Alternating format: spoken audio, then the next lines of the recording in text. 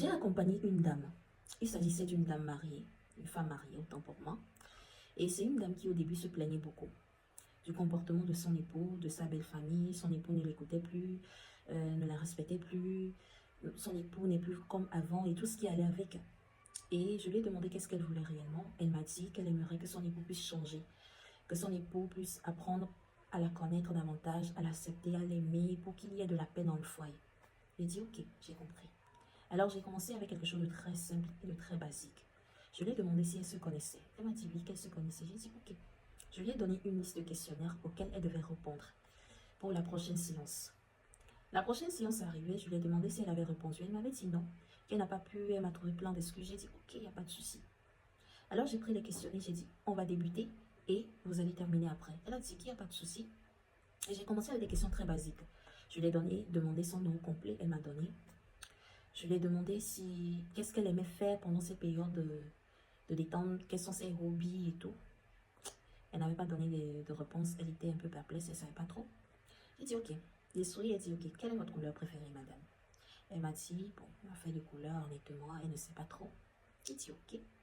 On estime que peut-être ces questions sont trop basiques. Je lui ai reposé une question. Quelle est votre mission de vie, madame?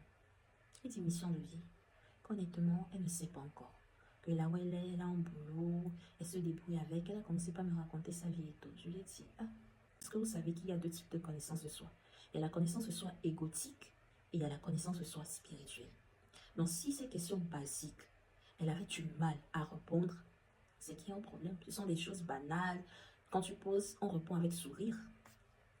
Et je lui ai dit, madame, vous savez, le problème, ce n'est pas votre époux. Je ne dis pas que votre époux n'a pas sa part de responsabilité, non. Mais le problème, c'est vous. Elle me dit comment et tout. Elle veut, j'ai dit calmez-vous. Vous voyez? Vous attendez que votre époux apprenne à vous connaître, à vous respecter, à vous aimer, apporte la paix dans le foyer, vous accorder la place que vous méritez et tout ce qui va avec.